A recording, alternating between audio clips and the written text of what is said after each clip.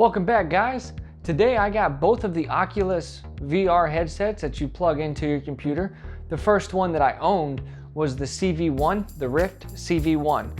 It came out approximately 3 years ago, and it was the first VR headset marketed towards the main consumer.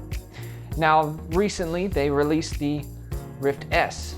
Now, the Rift S is an upgrade from the CV1. It has better resolution, better tracking, and it actually removes the sensors that you have to set up to do your tracking with the CV1.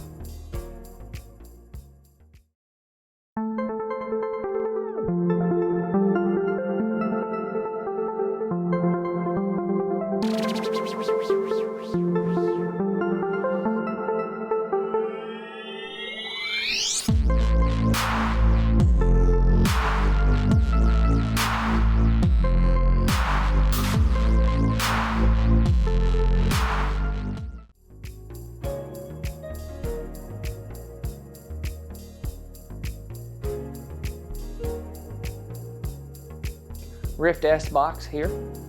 Now, it has the traditional slider, which is present on every Rift. Get that out of the way. With that out of the way, it's got a folding box clip, I guess you could call it. Now, with that out of the way, we have the Rift S headset. This thing is very sleek. As you can see, actually has cameras now for tracking. Notice there's no sensors in the box anywhere. You'll actually use these 5 cameras here to sense the motion tracking of the headset. One there, there, there, and one on each side. Which it also comes with a 3.5mm headphones jack, because the sound of these are projected out of these little holes. I don't know how they'll sound yet. We will test that out here in a minute. Now that we get that out of the way, we have 2 Rift S controllers. Now these controllers, the rings, have been flipped upside down. As you can see, these are the previous controllers. So now that we're back with these controllers, they flip the ring upside down due to the reason that it has the cameras. It tracks with the cameras instead of the sensors.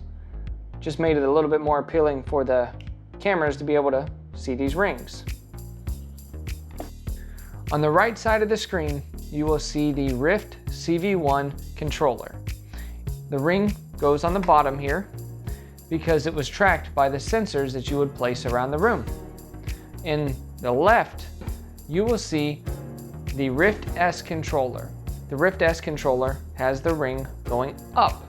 Now the Rift S controller is tracked by the cameras that are on the Rift S headset. Okay, got my sensors hooked up. Now let's play some VR. Oh yeah. Oh, tracking lost.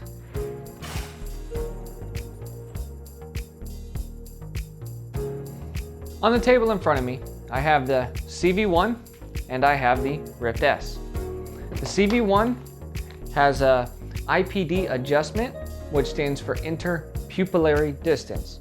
Now that adjuster, which you slide here, it'll slide the 2 different lenses further or closer apart depending on how far away your eyes are from each other. Now the Rift S went away with that. First, let's get familiar with the Guardian system. Look around you. This grid wall is the Guardian system. This grid shows the boundaries of your play area. Don't move or reach beyond it. It's time to learn about your Oculus Touch controllers. Now, try pressing all of the glowing buttons with your thumbs. Try moving the thumbsticks around. The thumbsticks can also be pressed like buttons. Press them in until you feel them click. Next, use your index fingers to squeeze the triggers on your controllers. Locate the grip buttons and squeeze them with your middle fingers. Now let's see what your virtual hands can do.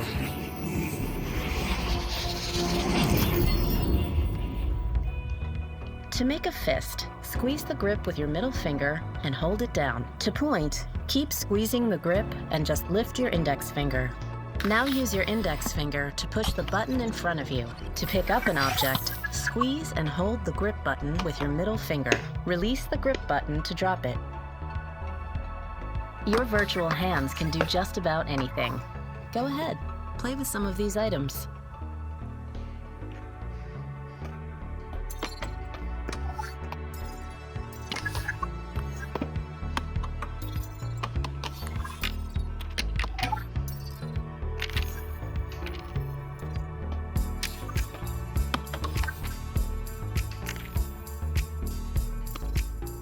When you're ready to explore another virtual world, insert the cartridge into the console.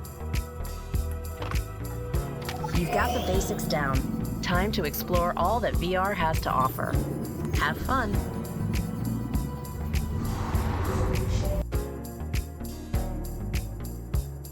What I'm going to be doing here is pulling up to this 50-meter braking marker.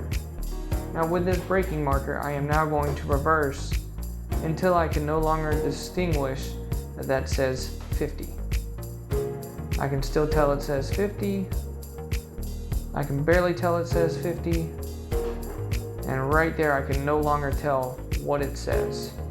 Now I am approximately 10 meters from the 100-meter mark. I now have on the Rift S, as you can tell. Got the little eyeballs here, or cameras. Now back to the game world here. There is the 50-meter mark. Let's go backwards. And I can still see 50, you can still see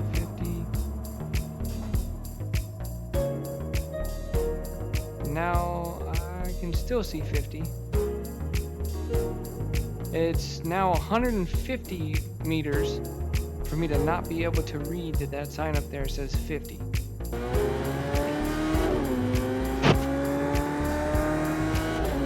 wow. You can really see all the things inside the car.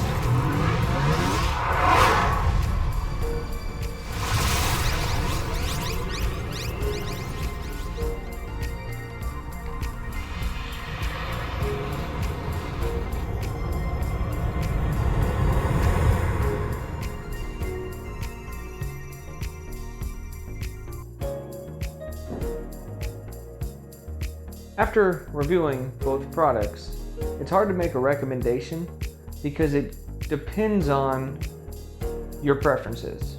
If you like to see things that are clear, I would definitely recommend to go with the Rift S. If your eyeballs are a little bit more spaced than the average person, I would definitely recommend going with the CV1. You could buy them used for roughly $100 to $200. Now the Rift S is roughly $500. You can get one after this information that I've given you. There will be a link in the description below where you can get your own Rift S. Unfortunately, I can't attach a link in order for somebody to purchase a CV1 since they don't sell them new anymore. Now, if this information was useful, go ahead and like this video, subscribe to this channel, and don't be afraid to check out some of the thumbnails that are coming up here of previous videos that I have posted. I hope you'll have a wonderful day, and you'll probably hear back from me again in about a week. Have a good one.